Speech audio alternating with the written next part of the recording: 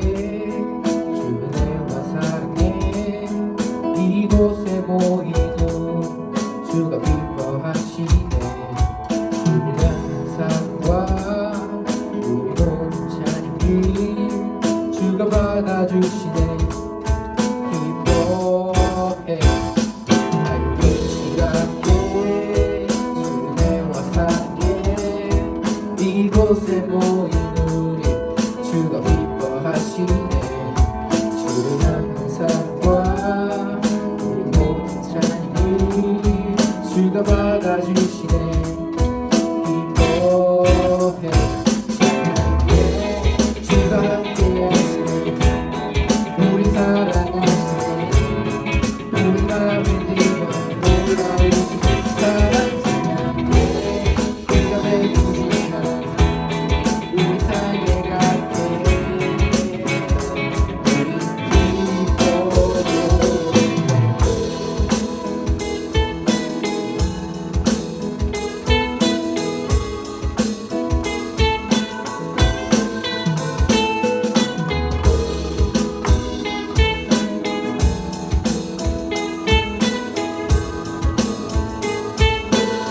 밝은 빛이 밝은 시각에 주은혜와 사랑에 이곳에 모인 우리 주가 기뻐하시네.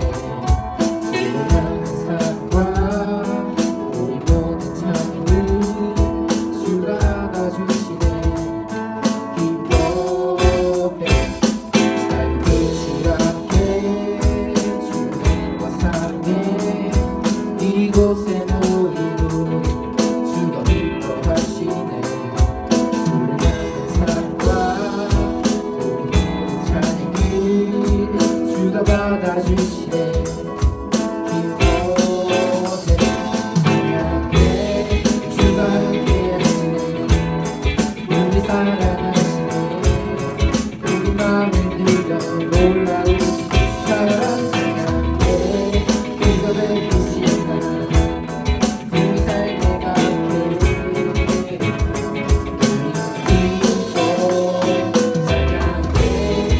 찬양해 주가 함께하시네. 우리 사랑하시네.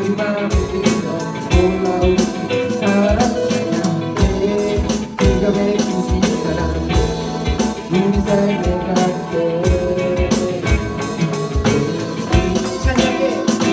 찬양해 찬양해 주가 함께하시네. 우리 사랑하시네. 우리 맘을 들여 놀라우신 사랑 찬양해 그가 베푸신 사랑 우리 삶에 gat게 우리 기뻐 노래해.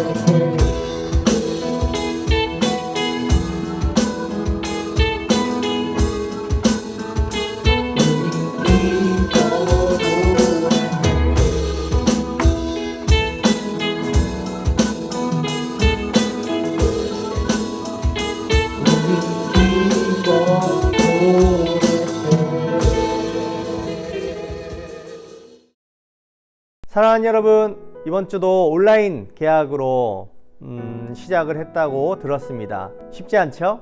7시간, 8시간을 그 자리에 앉아서 집중력 있게 공부를 해낸다는 것이 쉽지 않은데 그들을 또 해내고 있다니 참 대견스럽고 멋지다라고 생각이 됩니다.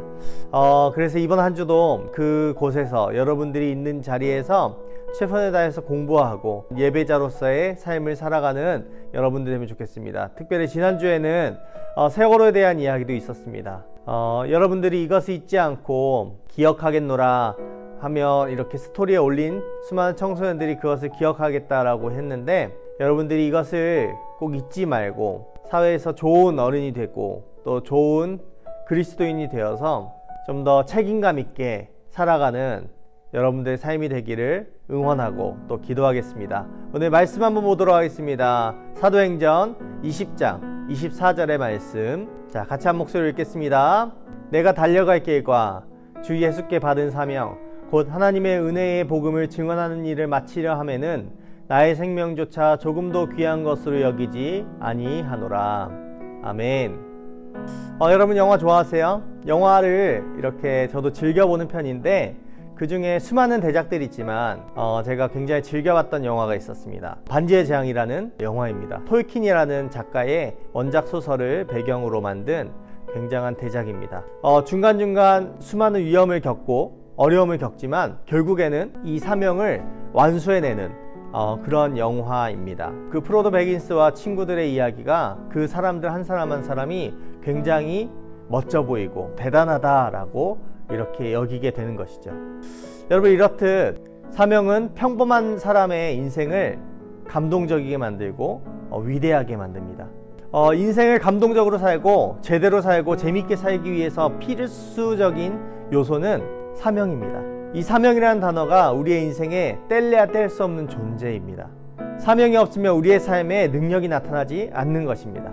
그리고 그 사명은 그 방향으로 나아가면서 생기는 수많은 어려움과 고통들을 이겨내고 힘있게 나아갈 수 있도록 도와줍니다. 그래서 우리의 삶이 어려워지기 시작할 때는 우리에게 주신 사명은 무엇인가 기억하고 그것을 붙들고 살아가는 것이 굉장히 중요합니다. 성경을 보면 하나님의 사람들이 가지고 있었던 공통점이 있었는데 그들의 존재 목적에는 나는 이것을 위해 산다라고 하는 분명한 삶의 목적이 있었습니다. 한마디로 그들의 인생을 정의할 수 있는 한마디의 사명들이 있었다라는 것입니다. 여러분들은 어떤 사명을 가지고 계세요? 여러분들에게도 하나님께서 부르신 목적, 하나님께서 주신 사명의 목적이 반드시 있습니다.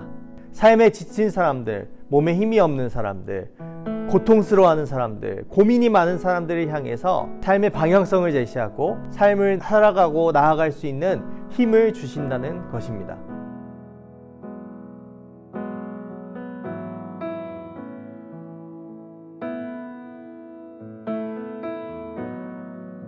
첫 번째, 바울은 사명을 따라 살았습니다.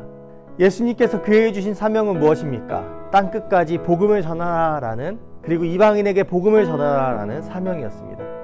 바울이 이 일을 해내면서 수많은 갈등과 수많은 역경들을 겪었지만 그는 절대 멈추지 않았다라는 것입니다. 사도행전 20장 24절 말씀, 내가 달려갈 길과 주 예수께 받은 사명 곧 하나님의 은혜의 복음을 증언하는 일을 마치려 하면은 나의 생명조차 조금도 귀한 것으로 여기지 아니하노라. 디모데후서 4장 7절에서 8절의 말씀, 바울이 이렇게 이야기합니다. 나는 선한 싸움을 다 싸우고 달려갈 길을 마치고 믿음을 지켰습니다. 이제는 나를 위하여 의의 면류관이 마련되어 있으므로 의로운 재판장이신 주님께서 그날에 나에게 주실 것이며 나에게만 아니라 주님께서 나타나시기를 사모하는 모든 사람에게도 주실 것입니다. 땅끝까지 복음을 전하라. 그 사명 때문에 그는 멈추지 않고 달렸던 사람입니다. 그렇게 힘있게 달려갈 수 있었던 비결은 바로 그 사명 때문이었습니다. 여러분, 무엇이 멋진 삶입니까? 무엇이 의미 있는 삶입니까? 내 사명이 무엇인지 알고 그것을 위해서 열정을 다하고 힘을 다하고 생명을 다해서 쫓아가는 사람이, 저는 그것이 멋진 인생이라고 믿습니다. 여러분의 인생이 그러한 인생 될 수 있기를 그리스도의 이름으로 축복합니다.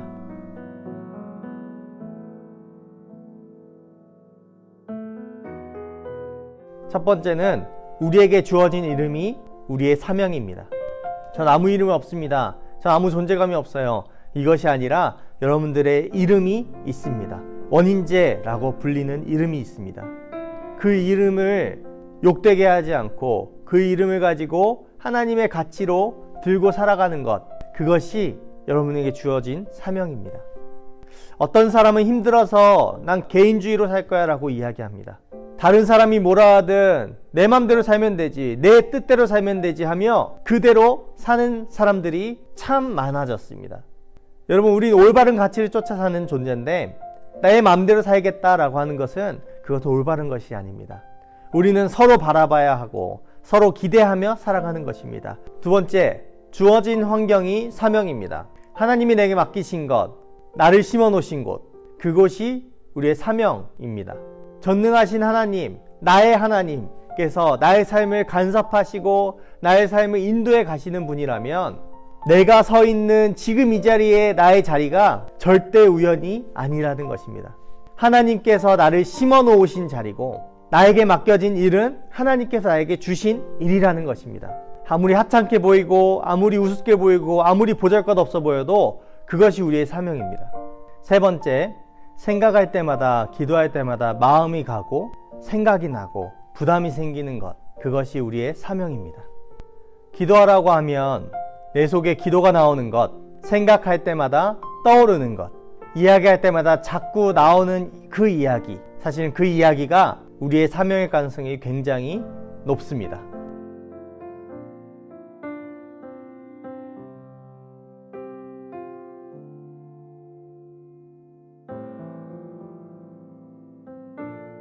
여러분은 어떤 사명을 가졌습니까? 여러분, 사명이 없는 사람은 사명을 반드시 발견하게 될 것입니다.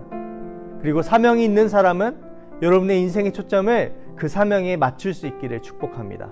그러한 인생이 존재감이 있고 영향력이 있고 훌륭한 인생입니다. 여러분, 그러한 삶을 살 수 있기를 그리스도의 이름으로 축복합니다. 말씀을 맺겠습니다. 이전에 섬기던 교회에서 캄보디아에 선교를 갔던 적이 있습니다. 성도님 중에서 뇌병변 장애를 가지고 계신 성도님이 있었습니다. 교회에서 결정하고 모시고 가자라는 결정을 하게 되었습니다. 그분을 제가 전담으로 맡아서 섬겼습니다. 밥을 먹이고 차에 태울 때 두 분, 한 분과 같이 휠체어에서 내려서 안아서 태우고, 내릴 때도 안아서 내리고, 휠체어를 끌어주고, 그때 계신 모든 성도님들과 함께 합력해서 그 일들을 감당했습니다. 그러나 가장 어려웠을 법한 일들은 같이 자고 같이 생활할 때입니다. 목욕을 시키고 수많은 일들, 옷을 입히고 수많은 일들을 해냈습니다. 가기 전에 제가 하나님께 기도했던 것이 있습니다. 하나님, 제가 하나님께서 부름받은 종으로서 내게 맡기신 성도를 잘 감당할 수 있도록 하나님께서 힘을 주십시오 라는 기도. 왜 두렵지 않았겠습니까? 왜 어렵지 않았겠습니까? 마음이 어려웠지만 기도하고 준비해서 그 자리를 갔습니다. 근데 참 신기한 것은 4박 5일, 5박 6일의 시간 동안 단 한 번도 힘든 적이 없었다라는 것입니다. 너무나 당연했고 당연히 섬겼고 당연히 그 자리를 지켜냈습니다. 제가 말하고자 하는 요지는 사명을 따라 살면 하나님께서 반드시 감당할 힘을 주신다라는 것입니다. 그때의 일이 아직도 생생합니다. 대소변을 받고 그런 것들이 전혀 부끄럽지 않았고 수치스럽게 느껴지지 않았습니다. 내게 맡기신 하나님의 사람이라는 그것 하나만으로, 그 이유 하나만으로 그 일들을 감당해냈습니다. 사랑하는 여러분, 여러분의 맡기신 일들을 하나님께서 그 상황을 주시고 환경을 주신다면 최선을 다해 섬기십시오. 두려울 때 기도하고 하나님께 나의 인생을 맡기고 사명을 따라 살아가기 시작할 때 하나님께 주시는 힘과 능력을 경험하게 될 것입니다. 하나님을 더 많이 경험해서 나의 신앙이 더욱더 견고해지고 단단해지고 넓어져서 수많은 사람들을 향해서 사랑으로 품을 수 있고 가르칠 수 있는 사람이 될 것입니다. 여러분은 사명을 가진 사람들입니다. 그리고 그 사명을 따라 사는 사람들이어야 합니다. 그렇게 살아가는 여러분들의 인생 될 수 있기를 예수님의 이름으로 축복합니다. 제가 기도하도록 하겠습니다. 하나님, 감사합니다. 우리의 인생에 하나님께서 주시는 사명을 따라 쫓아 살아가는 하나님, 그러한 귀한 인생 살아갈 수 있기를 소원합니다. 하나님, 어느 누가 올바른 목적을 가지고 합법적인 목적을 가지고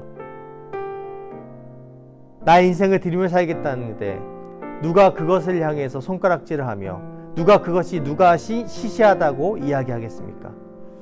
하나님, 그 인생이 그 사명을 가진 사람이야말로 존재감이 있는 사람이며 영향력이 있는 사람이며 하나님께 기쁨이 되는 사람인 줄 믿습니다. 하나님, 우리 사랑하는 두드림 청소년들이 하나님 그러한 인생 살아갈 수 있기를 원합니다. 하나님께 기뻐 받으실 만한 인생 살아갈 수 있기를 원합니다. 하나님, 사명을 따라 쫓아가고 하나님 나의 모든 상황이 불평불만스러운 것으로 하나님 그것으로 나의 인생을 끝내지 않고 하나님께 기쁨이 되어지는 삶을 살아갈 수 있도록 은혜를 더하여 주시옵소서. 감사합니다. 예수 그리스도의 이름으로 기도드립니다. 아멘. 주기도문으로 이 예배를 마치도록 하겠습니다. 하늘에 계신 우리 아버지여, 이름이 거룩히 여김을 받으시오며 나라의 임하옵시며 뜻이 하늘에서 이룬 것 같이 땅에서 이루어지이다.